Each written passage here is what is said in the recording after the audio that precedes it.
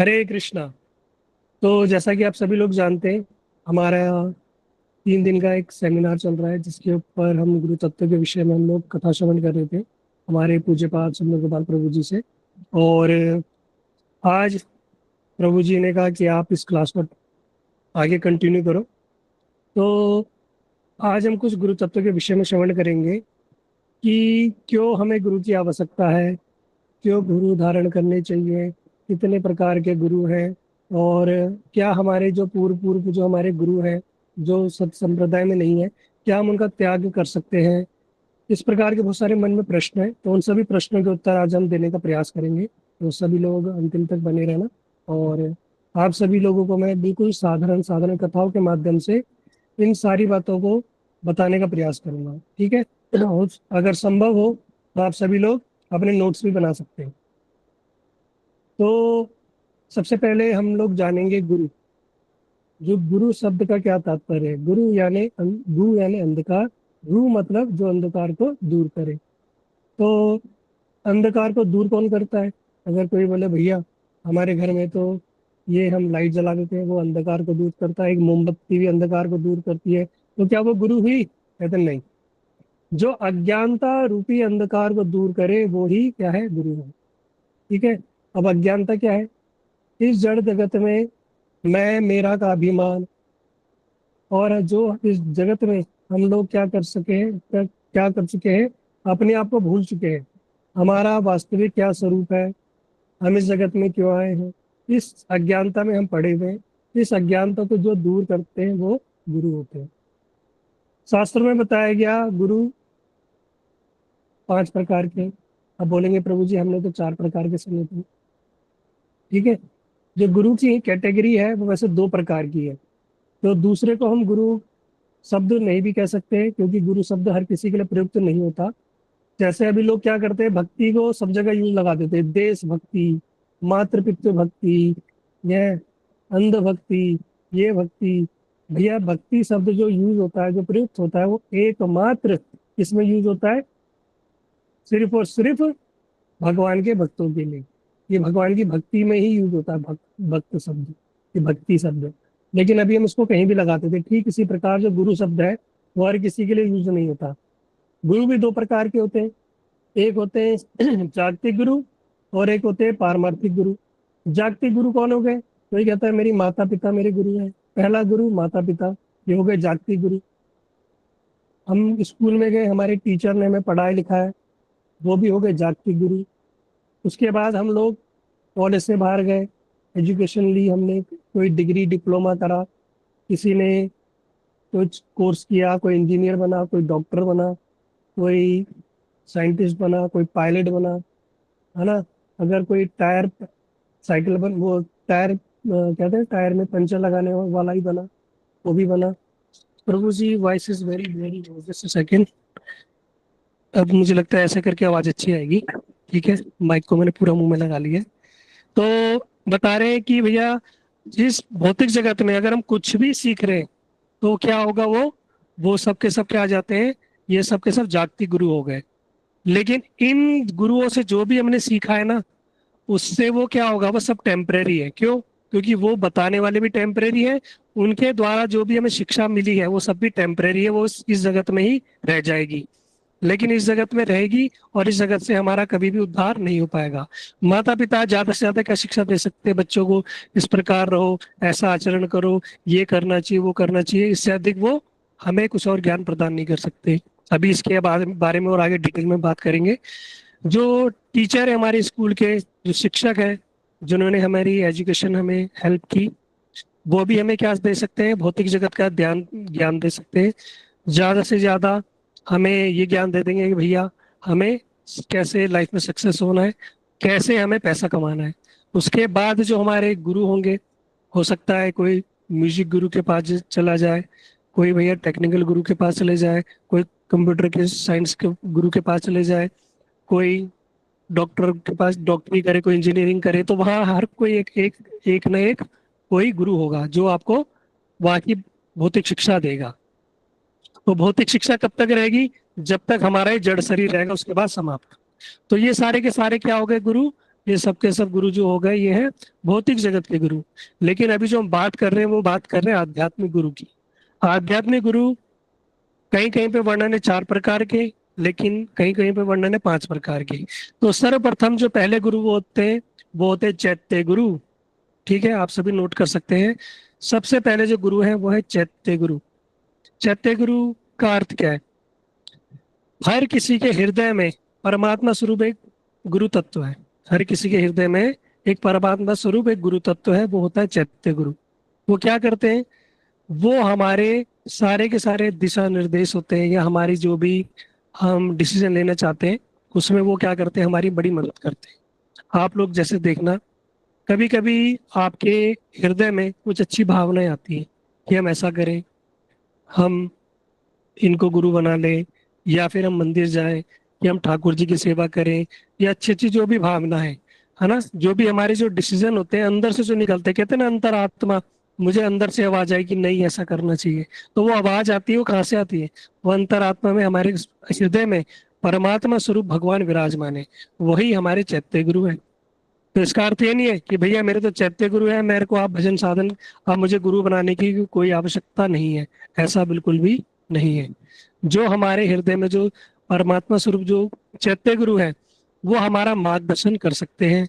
वो हमारी अंतरात्मा से हमें जो भी कहते हैं ना पॉजिटिव चीज है, जो पॉजिटिव वॉइस है हमारे अंदर से निकल रही है, वो सब चैत्य गुरु की है ना।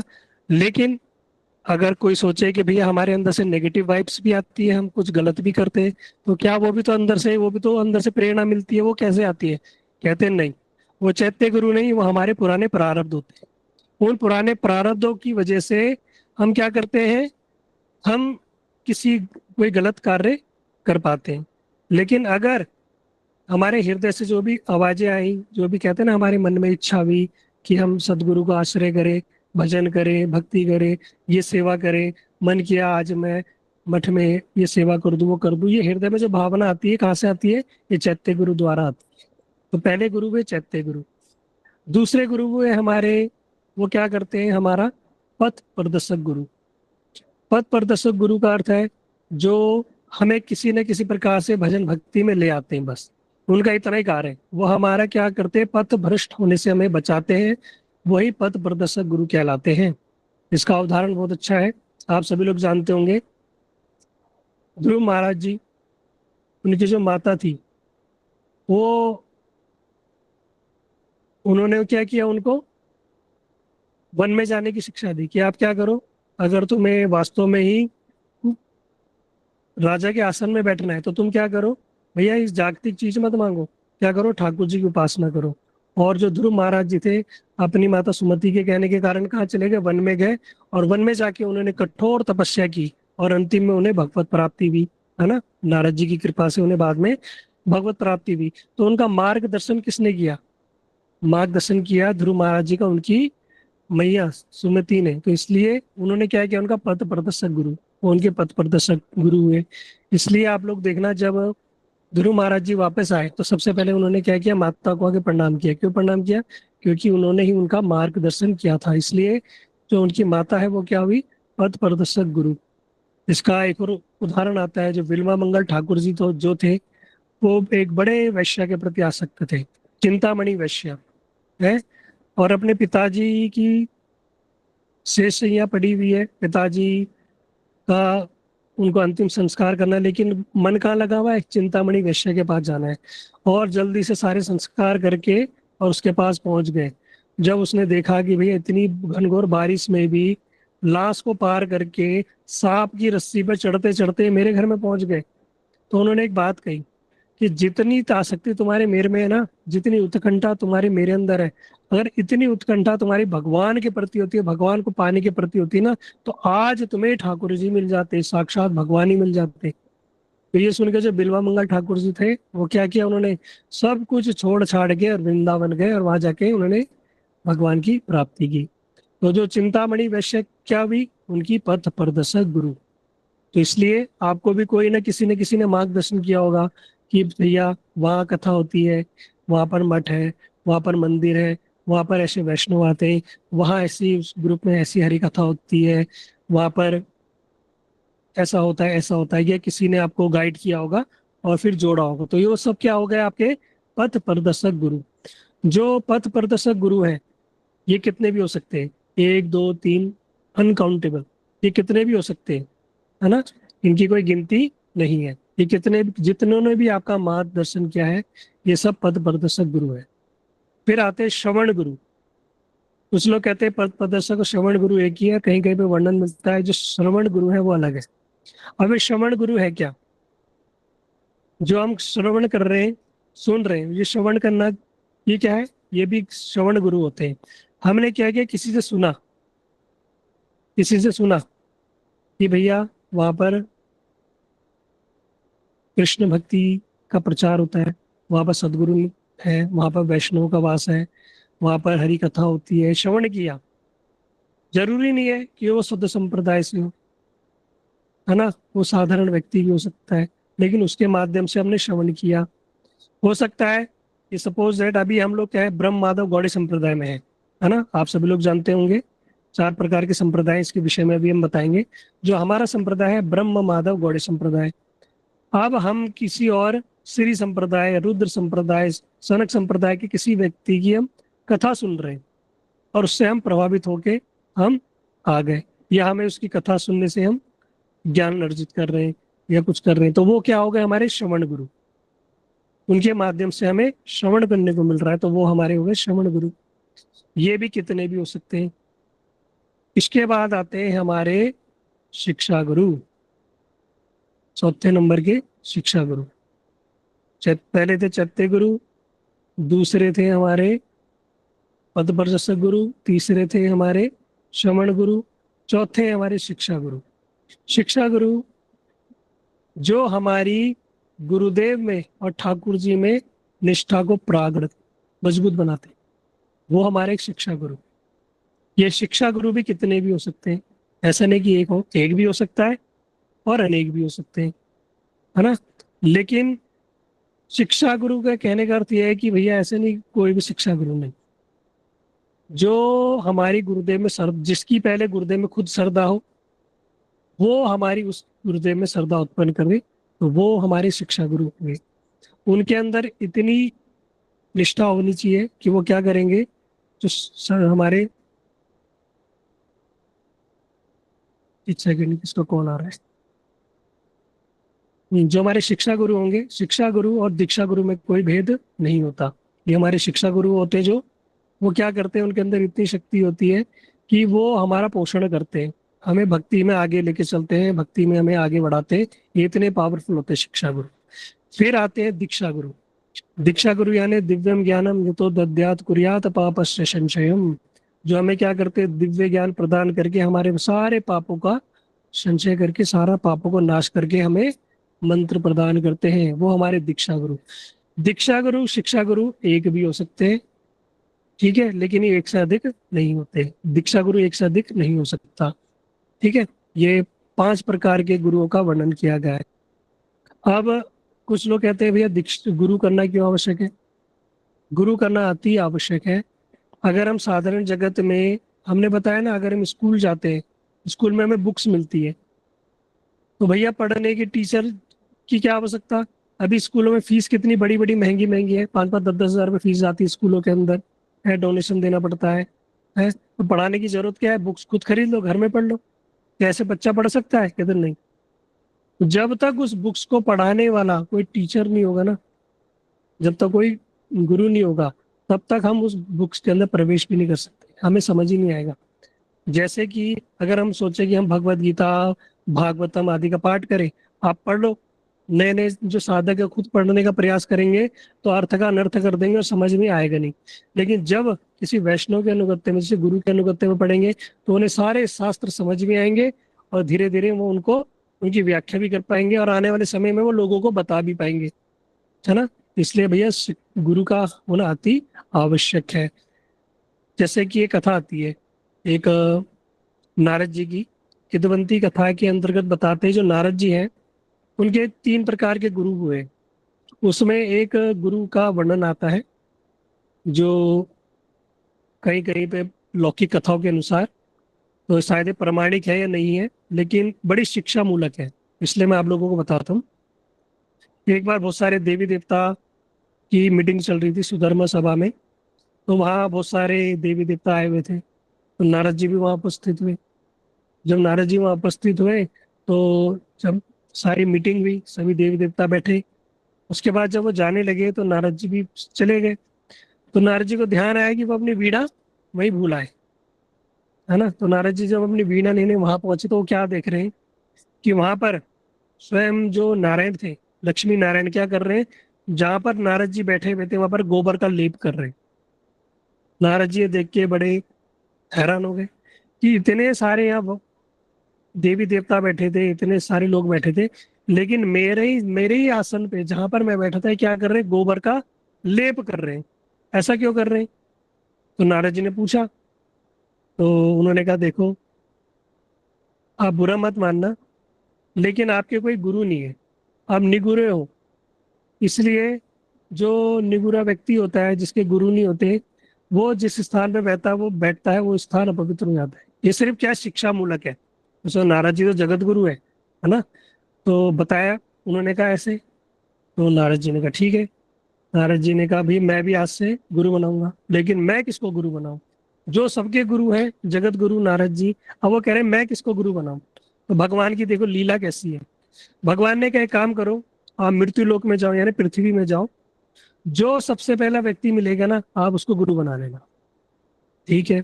नारद जी 7 समंदर पार करके जब इस जगत में आए, तो समुद्र के तट में जाने लगे। नारद जी सोच रहे कोई अच्छा खासा अच्छा पंडित विद्वान मिल जाए, चलो उसको मैं अपना गुरु बना लूंगा। लेकिन हुआ क्या कि वहां पर हुआ क्या, एक ढीमर आया। ढीमर होता है जो मछुआरा, उसका नाम था कालू मछुआरा। वो आया, और उसके ना तो अच्छे से वस्त्र थे, है ना। वस्त्र भी आप देखते हो, जो मछुआरे होते हैं कैसे वस्त्र पहने होंगे उन्होंने, ऊपर का तो अगोछा था ही नहीं, नीचे जैसे तैसे धोती लपेटी हुई थी। नारद जी ने जब उसे देखा, नारद जी ने कहा, इसे तो छोड़ देता हूँ मैं, किसी और को देखता हूँ। हम्म। लेकिन नारद जी ने देखा और तो कोई दिख नहीं रहा। अब भैया भगवान ने बोला है, जो पहला व्यक्ति होगा उसी को गुरु बनाना है। अब नारद जी ने कहा, भैया मैं इसे गुरु बनाऊंगा, अब क्या करूं क्या ना करूं। नारद जी उनके पास गए, है ना। भगवान की आज्ञा थी। नारद जी ने बोला, भैया देखो ऐसा है कि सारी बात बताई कि मुझे भगवान ने बोला जो पहला व्यक्ति मिलेगा उसको तुम्हें गुरु स्वीकार करना पड़ेगा, तो आज से तुम मेरे गुरु। तो उन्होंने जो कालू ढीमर था जो, उन्होंने बोला, भैया मैं कैसे आपको अपना शिष्य बना लूं, और कैसे मैं आपका गुरु बन जाऊं, मेरी तो इतनी योग्यता है नहीं, है ना। तो नारद जी ने कहा, कोई बात नहीं, अब भैया बोलने में क्या है, बोलो आपसे आप मेरे गुरु, चलो मैं आज से आपको ही अपना गुरु मानता हूँ। ये बोल के नारद जी वहां से चले गए। तो बताया गया, जो जो व्यक्ति था, जो कालू ढीमर, जो उस व्यक्ति के बारे में, वो हमेशा साधु संग किया करता था, श्रेष्ठ वैष्णव का संग किया करता था, है ना। उसके अंदर वैष्णवता थी, और बड़ा बुद्धिमान भी थे, बड़े पंडित थे शास्त्रों में। और लेकिन वो रहते बड़े साधारण थे, और क्या करते थे, मछुआरे थे। तो जब नारद जी आए और उनको गुरु बना के चले गए, तो भगवान ने पूछा, क्या नारद जी आपने गुरु बना लिए? कहते हैं, हाँ मैंने गुरु बना लिए, पर मेरे गुरु जी को कुछ नहीं आता। क्या बोलते हैं नारद जी ने? मेरे गुरु जी को कुछ नहीं आता, है ना। अरे वो तो क्या है, साधारण मछुआरे। अब भगवान को क्रोध आ गया, भैया। कहते, हरो रुष्टा गुरु था, गुरु दुष्टे ना कश्चन। कल हमारे पूज्य पास सुंदरलाल प्रभु जी बता रहे थे ना, अगर आप से किसी कारण से भगवान रुष्ट हो जाए और गुरु जी संतुष्ट है, तो कोई चिंता की बात नहीं। अगर आपसे किसी कारण से भगवान रुष्ट हो जाए, भगवान के प्रति अपराध हो जाए, भगवान रुष्ट हो गए, लेकिन गुरुदेव आपके संतुष्ट है, तो कोई ये चिंता की बात नहीं है, क्योंकि गुरुदेव भगवान को मना लेंगे। हरो दुष्टा गुरुस्ताता, गुरु दुष्टे न कश्चन। लेकिन भैया अगर गुरु रूठ गए, तो भगवान से तुम कितनी पूजा कर लो, कितनी उपासना कर लो, तुम भगवान तुम्हारे कितने प्रिय हो, साक्षात तुमसे भी आके बात करते हो ना, तो भगवान भी रूठ जाएंगे। भगवान भी रूठ जाएंगे, क्यों? क्योंकि डायरेक्ट संबंध जो है हमारा ठाकुर जी से नहीं है। आप इस बात को ध्यान रखना, डायरेक्ट हमारा भगवान से संबंध नहीं है, कोई सोचे मैं डायरेक्ट भगवान की प्राप्ति कर लूंगा, तो ऐसा बिल्कुल भी नहीं है। बिना गुरुदेव के माध्यम के हम ठाकुर जी को प्राप्त नहीं कर सकते, है ना। इसलिए आप देखा होगा मंदिर में हम क्या करते हैं, ठाकुर जी हमारे सामने हैं और हम क्या करते हैं, इधर जाके प्रणाम करते हैं। कुछ लोग कहते हैं अरे भैया तुम्हारे तो ठाकुर जी तो सामने हैं और तुम इधर दीवार की तरफ प्रणाम कर रहे हो, वहां कौन से ठाकुर जी है। कुछ लोग कहते हैं, है ना, अपने लेफ्ट साइड से प्रणाम क्यों कर रहे हो। तो इसके पीछे कारण क्या है, यही कारण है कि हमारा ठाकुर जी से डायरेक्ट संबंध नहीं है। हम लेकिन गुरुदेव को साष्टांग दंडवत प्रणाम करते हैं, गुरुदेव के सामने अपना मस्तक हम झुकाते हैं, लेकिन ठाकुर जी के सामने हम लेफ्ट साइड से जाते हैं। इसके पीछे कारण क्या है, इसके पीछे तीन कारण है, ध्यान से सुनना। पहला कारण ये है कि प्राय मंदिर में आप देखना, जहां पर ठाकुर जी के श्री विग्रह होंगे उसके जस्ट सामने ही गेट होता है। यहाँ से हमने एंट्री की और यहाँ पे ठाकुर जी विराजमान होते हैं। अगर हम ठाकुर जी को सीधे प्रणाम करेंगे तो होगा क्या, हमारे जो चरण है वो कहाँ होंगे, गेट की तरफ। यानी जो गेट में से वैष्णव लोग आ रहे होंगे उनकी तरफ हमारे चरण होंगे, वो हमारे चरणों के दर्शन करेंगे, है ना। तो ये अपराध है कि वैष्णव को अपने चरण दिखाना, पहली चीज। दूसरी चीज, हम ठाकुर जी को इस मंदिर एरा और मंदिर में हम जाके ऐसे प्रणाम इसलिए करते हैं अपनी लेफ्ट साइड से, क्योंकि आप देखोगे कि जो हमारा हार्ट होता है, दिल होता है, वो हमेशा इसी साइड बताया जाता है, लेफ्ट साइड में। वैसे तो सेंटर में होता है साइंस के हिसाब से, लेकिन उसका जो ज्यादा पोर्शन होता है वो लेफ्ट की साइड होता है। तो बताया गया हम लेफ्ट की साइड गुरु ठाकुर जी को रख के प्रणाम करते हैं कि हे ठाकुर जी हमारे हृदय में प्रवेश करो। दूसरा कारण, ठीक है। तीसरा कारण जो है वो यही है कि हमारा गुरुदेव से ठाकुर जी से डायरेक्ट संबंध न होने के कारण हम ठाकुर जी को लेफ्ट से प्रणाम करते हैं। इसके और भी कारण है इस प्रकार से। तो जो नारद जी थे, जब उन्होंने इस प्रकार कहा कि भगवान मेरे गुरुदेव को तो कुछ आता ही नहीं, तो भगवान रुष्ट हो गए। भगवान ने कहा जाओ, मैं तुम्हें श्राप देता हूँ, तुम 84 लाख योनियों में भटकोगे। जब तक तुम 84 लाख योनियों में घूम के नहीं आ जाओगे ना, तब तक मैं तुम्हें क्षमा नहीं करूंगा। अब नारद जी ने कहा भैया ये तो बुरे फंस गए। नारद जी ने भगवान से प्रार्थना की कि भगवान मुझे क्षमा करो। भगवान ने कहा भाई मैं तो माफ कर ही नहीं सकता, तुमने गुरुदेव के चरणों में अपराध किया, तुमने क्या बोला मेरे गुरुदेव को कुछ नहीं आता, तो तुम्हें गुरुदेव ही से ही माफी मांगनी पड़ेगी। अब गुरुदेव के पास जाओ और इसका उपाय तुम्हारे गुरुदेव ही देंगे, मैं कुछ उपाय नहीं कर सकता। अब नारद जी बड़े दुखी हुए और दोबारा गए पृथ्वी लोक में, अपने गुरु जी को ढूंढा दोबारा, कहाँ है हमारे गुरु जी, है ना, जो मछुआरे थे कालू ढीमर, उनको ढूंढा। उनके पास जाके और उनको नारद जी ने प्रणाम किया कि गुरु जी मेरे से अपराध हो गया आपके चरणों में। गुरु जी ने कहा भैया मैं तो कुछ अपराध लेता नहीं। कहते मैंने ऐसे ऐसे ठाकुर जी को कहा, और ठाकुर जी ने कहा जा 84 लाख में जब तक तू घूम के नहीं आ जाएगा 84 लाख योनियों में, तब तक तू मेरे पास नहीं आएगा। तो आप ही कुछ इसका इलाज बताओ, कोई इसका उपाय बताओ। तो जो वो कालू ढीमर थे मछुआरे, वो बड़े बुद्धिमान थे। उन्होंने कहा बस इतनी सी बात, उन्होंने कहा कोई बात ही नहीं। उन्होंने क्या किया, एक चौक ली और चौक से क्या किया, एक पृथ्वी में बहुत बड़ा गोला बनाया और उस गोले में क्या किया, 84 लाख यूनिया बना दी। 84 लाख यूनि बनाई, कीट पतंग सांप बिच्छू गैया मोर वृक्ष पशु पक्षी जलीय पशु सब बना दिए पूरा। और बोला नारद जी को आप क्या करो, इसका चक्कर लगा लो। नारद जी ने कहा ये क्या, कहते आप लगाओ तो सही। और नारद जी ने क्या किया, उस पूरे चित्र का 84 लाख का जो योनि का चक्कर का पूरा एक चक्कर लगाया। और लगाने के बाद गुरु उनके जो गुरुदेव थे उन्होंने कहा नारद जी अब आप क्या है श्राप से मुक्त हो गए। कहते मुक्त हो गया, कहते हाँ। कहते जाओ ठाकुर जी को बोल दो मैंने 84 का चक्कर लगा लिया है अब मैं भगवत धाम मतलब भगवान के पास आ जा सकता हूँ। नारद जी ने देखा भैया उनकी शक्ति दोबारा पुनः लौट आई और वो दोबारा भगवान नारायण के पास पहुंचे। और नारायण ने देख के बड़े आश्चर्य में, तुम ऐसे आ कैसे गए, मैंने तो तुम्हें श्राप दिया था कि तुम 84 लाख यूनिट में से जब तक घूम के नहीं आ जाते तब तक तुम मेरे पास नहीं आ सकते। फिर नारद जी ने बताया कि मैंने किस प्रकार गुरुदेव से बात की और गुरुदेव ने क्या किया, मुझे 84 लाख योनि का चित्र बना के मुझे घुमा के मुझे यहाँ से मुक्त कर दिया, है ना। इस कारण मैं वापस आ गया। तो ठाकुर जी ने कहा फिर क्या समझे, कहते मैं ये समझा कि बिना गुरुदेव की कृपा के हम भगवत प्राप्ति नहीं कर सकते, और बिना गुरुदेव की कृपा के हम इस भवसागर को भी पार नहीं कर सकते। इसलिए भैया गुरु को कभी साधारण बस समझो, जो गुरु है वो, गुरु का अर्थ होता है गुरु, मतलब भार, भार, जो गुरुत्व। तो उनके अंदर इतना गुरुत्व है कि उन्होंने क्या किया, मुझे इतने बड़े श्राप से मुक्त करा दिया। नारद जी और ठाकुर जी बड़े प्रसन्न हुए, है ना। तो इस छोटी सी कथा के माध्यम से बताना चाह रहे हैं कि गुरुदेव में कभी भी संदेह नहीं करना, है ना। अभी प्राय देखा जाता है, कई कई सोचते हैं अरे मेरे गुरु जी तो वही बार बार वही कथा करते रहते हैं, अरे मेरे गुरु जी को पता नहीं आता होगा नहीं। जैसे ही संदेह आएगा तो कहते हैं कुंजर शौचवत, जैसे हाथी जाता है ना क्या करने, स्नान करने जाता है, बढ़िया से स्नान करेगा नदी के अंदर, जलाशय, तालाब के अंदर, और फिर क्या करेगा, वापस बाहर आएगा और मिट्टी उठाएगा, और मिट्टी उठा के फर पूरे शरीर में मिट्टी डाल देगा। कहने का अर्थ क्या है, हाथी स्नान।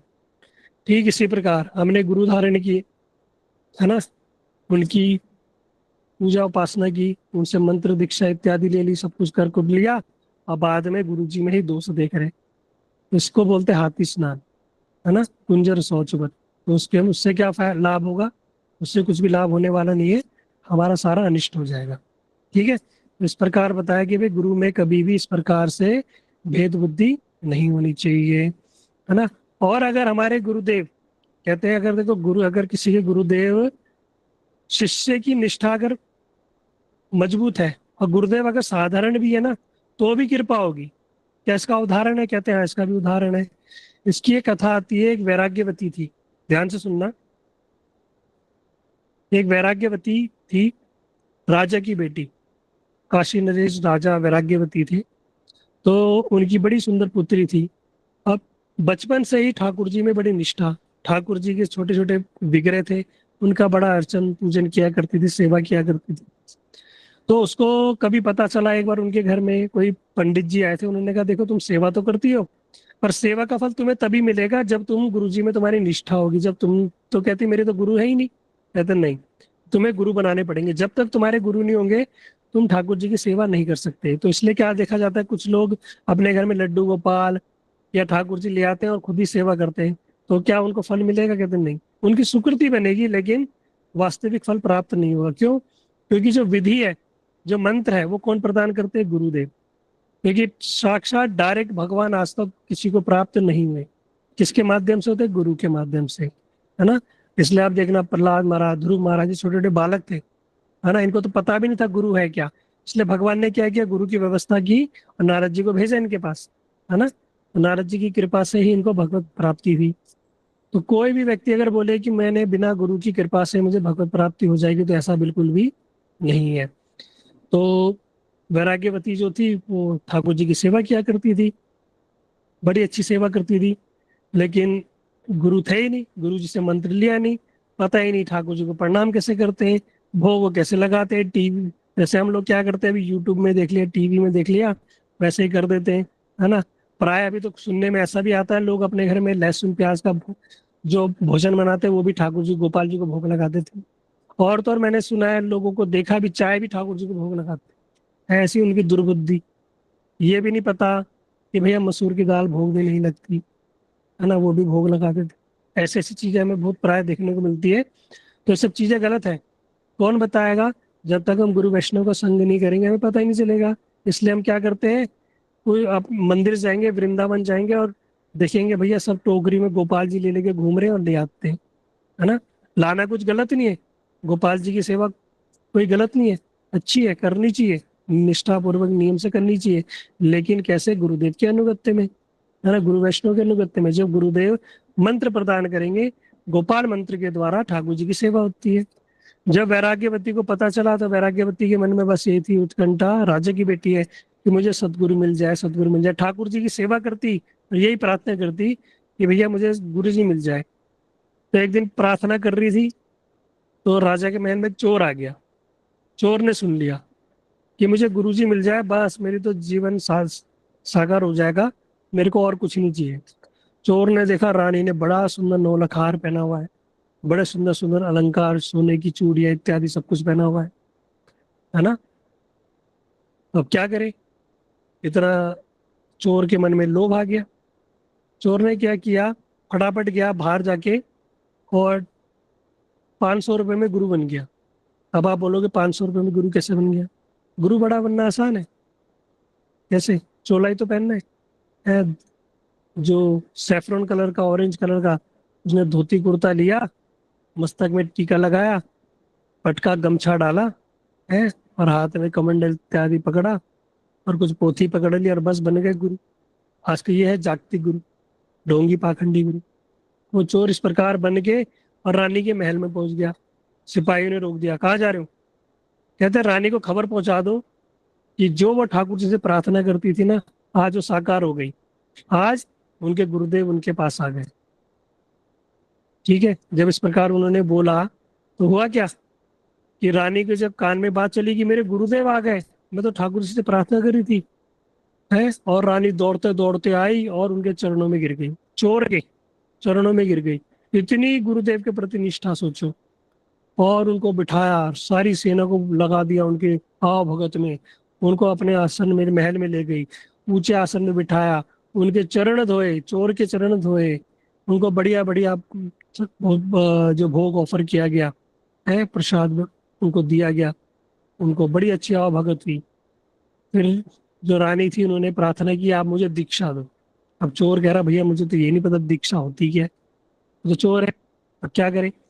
तो चोर ने बोला ठीक है मैं तुम्हें दीक्षा दूंगा, लेकिन राजमहल में नहीं दूंगा, उसके लिए हम क्या करेंगे, किसी एकांत स्थान में चलेंगे। रानी ने कहा ठीक है। तो क्या करना होगा? कहते हैं अपने सारे जितने जेवर तेरे पास है सब पहन लियो, सारे जेवर पहन के मेरे साथ चलियो, और मैं तुझे एकांत में दीक्षा दूंगा। रानी ने ये भी नहीं पूछा भैया जेवर क्यों पहनने, क्या पहने, गुरु जी में इतनी निष्ठा। गुरु मुख पद्म वाक्य भैया, जो गुरु जी ने बोल दिया। वो रानी गई, अपने सारे जेवर, हार वार जितने एक के ऊपर एक पहन लिए, पूरे सोने चांदी से लद गई। कहती गुरुदेव अब कहाँ जाना है? गुरुदेव ने कहा चलो मेरे साथ। और गुरुदेव उसे ले गए जंगल में। चोर उसे जंगल में ले गया। वो रानी की इतनी निष्ठा कि बड़ी प्रसन्न हो रही है कि अहो भाग्य मेरे कि मुझे आज गुरुदेव मिल गए हैं, ऐसे सदगुरु मिले मुझे। और वो चोर ले गया जंगल में। उसको कोई भय नहीं। क्यों भय नहीं? मेरे गुरुदेव मेरे साथ है। देखो ऐसी निष्ठा होनी चाहिए। चोर है जबकि वो, लेकिन रानी की इतनी निष्ठा, वो घनघोर जंगल में ले गया रानी को, महल से दूर, और उसको बोला था कि किसी को मत बताना, चुपचाप चलना, मैं तुझे चुपचाप गुरु मंत्र दूंगा अकेले में। और जो वैराग्यवती को लेके वो जंगल में पहुंच गए। और जंगल में पहुंचे तो चोर ने क्या किया, कपड़ा बिछाया और बोला कि अपने सारे अलंकार क्या करो, इसके ऊपर रख दो। ये क्या है? ये माया है। और गुरु दीक्षा लेने से पूर्व तुम्हें क्या पढ़ना पड़ेगा? ये सारी माया को अपनी उतारना पड़ेगा। और जो रानी थी बड़ी भोली भाली, उसने क्या किया, सारे अपने हीरे जवाहरात मोती कान के कुंडल सारे सब कुछ उतार के उस पर रख दिए, और पोटली बांध दी। जो चोर गुरु, उन्होंने पोटली बांध दी। रानी को अभी भी नहीं पता। रानी कह रही कि अब गुरुदेव अब क्या आपकी आ गया? गुरुदेव ने कहा एक काम करो, पेड़ के पास खड़े हो जाओ। और उसको पेड़ पे खड़े करके और बांध दिया। उसको बांध दिया रस्सी से। तब भी उसको ये होश नहीं कि भैया मेरे को मेरा पैसा लूट, मेरे सारा धन लूट लिया, मुझे पेड़ में बांध दिया। तब भी कोई किसी प्रकार का वो नहीं। निष्ठा गुरुदेव में, बड़ी निष्ठा कि मेरे गुरुदेव ही सब कुछ है। जबकि वो चोर, चोर ने क्या किया, बांधा, और उसने बोला मैं 7 दिन बाद आऊंगा, और या 7 दिन से पहले भी आ सकता हूँ। क्या करूंगा मैं? 7 दिन में इसको मैं आऊंगा और ये रस्सी खोलूंगा। तब तुम क्या होगा, तब तुम इस भवसागर के बंधन से मुक्त हो जाओगी। ठीक है? और तुम क्या करो, राम नाम जपो। भगवान का नाम जपने के लिए बोल दिया। और गुरुजी वहां से चले गए। बड़े खुश हो गए, बड़ा माल हाथ में लगा, रानी के इतने सुंदर जेवर हाथ में लगे, और कहाँ रानी को बांध के चले गए। उधर राज्य में हड़कंप मच गया, रानी कहाँ गई, कहाँ गई, कहाँ गई, सब ढूंढ रहे रानी को, भैया रानी कहाँ गई? रानी तो मिली नहीं रही। ढूंढते ढूंढते मसाल लेके जब जंगल में पहुंचे तो उधर देखा रानी वहां पेड़ में बंधी हुई। राजा ने जैसी देखा मेरी बेटी, वो खोलने लगे। रानी ने बोल दिया नहीं राजकुमारी नहीं, स्टॉप, मत खोलो मुझे। कहते क्यों, क्या हो गया? कहते ये बंधन मेरे गुरुजी ने बांधा है, और वही आगे से खोलेंगे। कहते कहाँ है तुम्हारे गुरुजी? कहते वो आएंगे। उन्होंने बोला वो आएंगे और इसे खोलेंगे। राजा ने कहा भैया ठीक है गुरुजी तो आएंगे, और तुम्हारे अलंकार कहाँ गए? कहते गुरुजी ले गए। राजा समझ गया भैया ये रानी को किसी ने बेवकूफ बना दिया, वो चोर था कोई, और रानी को ठग के चला गया। राजा ने बोला कि भैया वो तो चोर था और तेरे सारे अलंकार ले गया, रानी को गुस्सा आ गया कि मेरे गुरुदेव के विषय में ऐसा मत बोलो है। नियम कहता है कि भैया तुम्हारे गुरुदेव की कोई निंदा की है तो उसको सुनना नहीं चाहिए। तो रानी ने बिल्कुल सुनने से मना कर दिया, नहीं मेरे गुरुदेव का मैं नहीं आऊंगी। जब तक मेरे गुरुदेव इस बंधन को नहीं खोलेंगे तब तक मैं इस भवबंधन से मुक्त नहीं होंगी। और रानी वही खड़ी होके क्या कर रही, भगवान का नाम कर रही है। धीरे धीरे एक दिन गुजर गया, राजा की सेना वहां लग गई उस रानी की सेवा में कि कोई जंगली पशु पक्षी उस पे हमला ना कर दे। रानी ने कहा कोई चिंता की बात नहीं है, मेरे गुरुदेव मेरी रक्षा कर रहे, तुम जाओ। रानी ने सबको भेज दिया भैया। राजा बड़ा परेशान, दूर से नजर रख रहा अपनी राजकुमारी पर, अब क्या करे क्या ना करे। 2 दिन बीते, बिना भूखी प्यासी वो भगवान का नाम कर रही है, लेकिन निष्ठा है गुरु जी पे, विश्वास है कि मेरे गुरु जी आएंगे। अब हुआ क्या, भगवान का सिंहासन डोलने लगा। जब कोई ऐसा भक्त जिसकी भगवान में ऐसी निष्ठा हो ना, तो क्या होता है, भगवान का सिंहासन डोलने लगता है। वह भगवान का सिंहासन डोलने लगा। भगवान ने देखा क्या हो गया भैया। उन्होंने क्या किया, नारद जी को बुलाया, जगत गुरु नारद जी बुलाया। नारद जी आप एक काम करो, इस लड़की को क्या करो, गुरु मंत्र दीक्षा प्रदान करो, और इसको क्या करो, इसको बताओ कि जो इसके गुरु जी थे वो कोई साधारण गुरु, वो कोई वो नहीं था, वो एक कपटी था, एक चोर था। नारद जी ने कहा ठीक है, मैं जाता हूँ। नारद जी वहां उपस्थित हुए। नारद जी को देख के बड़ी प्रसन्न हो गई रानी कि आज मुझे संतों की कृपा हुई, संतों के दर्शन हो गए, ऐसे महाभागवती मुझे दर्शन हुए, मैं आपको प्रणाम करती हूँ। नारद जी ने कहा मैं तुम्हारा प्रणाम स्वीकार करता हूँ, और मैं तुम्हें इस भव बंधन से मुक्त करने आया हूँ, मैं तुम्हारी रस्सी खोलने आया हूँ। रानी ने बोला खबरदार भैया, मेरा ये भवबंधन खोलेंगे तो मेरे गुरुजी खोलेंगे, उसके अलावा कोई नहीं खोलेगा। नारद जी को मना कर दिया कि आप इसको हाथ मत लगाओ, मेरे गुरुजी ने बोला है और वो आएंगे, हैं, मेरे गुरुजी आएंगे। अब नारद जी कह रहे भैया वो गुरुजी नहीं, वो तो गुरु घंटाल, वो तो चोर था। नारायण, तब जो राजकुमारी थी कुछ क्रोधित हो गई कि आप कैसे बोल रहे हो, मेरे गुरुजी आएंगे, हैं, मेरे को पूर्ण विश्वास है। उधर वो नाम, भगवान का नाम किए जाए, गुरुजी में इतनी निष्ठा, इतनी निष्ठा। हम नारद जी आ गए वापस भगवान के पास, भगवान ने तो मानी नहीं थी। भगवान ने कहा कोई बात नहीं, मैं मनाऊंगा। स्वयं भगवान वैकुंठ से आए और उसके सामने प्रकट हो गए, और भगवान को देख के बड़ी प्रसन्न हुई, और खड़े खड़े भगवान को प्रणाम कर रही, भगवान मैं तो आपको दंड प्रणाम भी नहीं कर सकती। भगवान ने कहा नहीं, मैं तुम्हारी इस बंधन से तुम्हें मुक्त करता हूँ। रानी ने कहा नहीं प्रभु, आप इससे मुझे मुक्त मत करना। कहते क्यों, कहते नहीं, मैं इससे मुक्त नहीं होना चाहती, मैं चाहती हूँ मेरे गुरुदेव ही मुझे इस बंधन से मुक्त करे, मेरे गुरुदेव की आज्ञा है। भगवान ने कहा अरे वो कोई गुरुदेव नहीं, वो कोई चोर था, है जो तुझे बांध के चला गया। तो रानी क्या कहती, रानी कहती नहीं, आप ऐसा कैसे कह सकते हैं, अगर वो वास्तव में गुरुजी नहीं होते तो क्या मुझे संतों के और भगवान के दर्शन होते। मेरे गुरु सदगुरु थे, इसलिए मुझे किसके दर्शन हुए, नारद जी जैसे संतों के, और भगवान के आपके मुझे साक्षात दर्शन हो गए। इसलिए मेरे गुरु जी बड़े शक्तिशाली, बड़े प्रभावशाली है, बड़े भजनानंदी है। भगवान ने कहा हे भगवान, अब क्या करें। नारद जी को बोलो जाओ, ये तो ऐसे मानेगी नहीं, इसके उस गुरु को पकड़ के लाओ।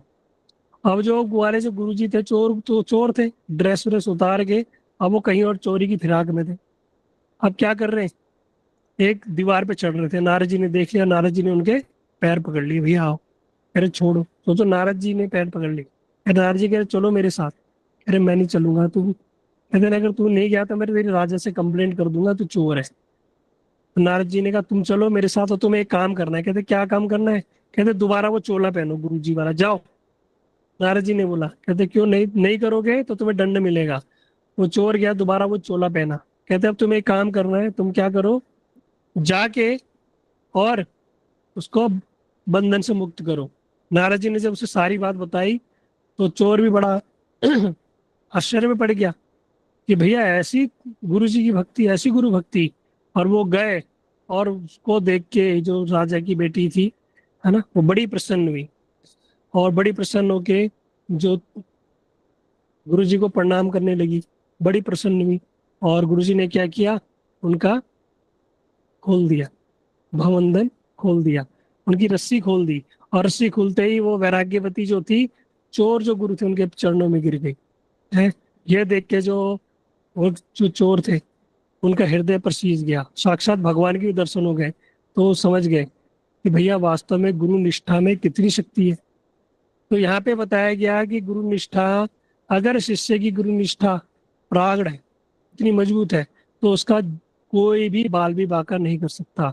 ये हमारी भक्ति के ऊपर है। इसलिए हमारी अगर गुरु निष्ठा, हमारी जो कहते हैं ना, हमारे परम गुरु नारायण गोसाई महाराज जी कहते थे कि जो गुरु निष्ठा है वो क्या है, भक्ति की बैकबोन है ना, रीढ़ की हड्डी है।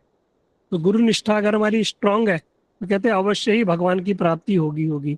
अगर हमारे किसी कारणवश किसी के, कहते हैं अगर इस कथा के माध्यम से बताया कि गुरु सक्षम न होने के कारण भी, है ना, इसका अर्थ ये नहीं कि किसी से गुरु बना लो, ये जस्ट एक किदवंती कथा के अनुसार है। इसलिए इस शिक्षा देने के लिए कि हमारी कैसी गुरुदेव में निष्ठा होनी चाहिए। अगर हमारी गुरुदेव में ऐसी निष्ठा है, तो अगर वो गुरुदेव हमारे सदगुरु में नहीं है तो भी कहते हैं भगवत प्राप्ति इस प्रकार संभव है। ये कथाओं के माध्यम से जस्ट एग्जाम्पल देने के लिए।